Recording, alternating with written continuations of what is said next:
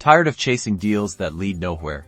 I'm going to show you how to pinpoint properties with high equity on Zillow, so you can find motivated sellers and score your next investment. First, head over to Zillow.com and enter the city or neighborhood where you're looking to invest in the search bar. Then click Search. Now, on the map view, look for the Filters button in the top right corner and give that a click. This is where the magic happens. Next, in the Price and Property Type section, focus on properties that have been on the market for longer than 90 days. These listings may indicate the seller is becoming more motivated and may have significant equity they want to unlock. Then, scroll down and choose the listing type option and make sure For Sale is selected. Next, we're going to go into the More filter, scroll all the way down to the Keywords box and type in terms like fixer-upper, TLC, needs work, or motivated seller. Properties listed with these keywords typically have built-in equity for the newbie. Finally, zoom in on the map and analyze the properties that pop up. Look at the listing history to see how long the property has been on the market and if there have been any price reductions. This is a good indication of a seller ready to negotiate.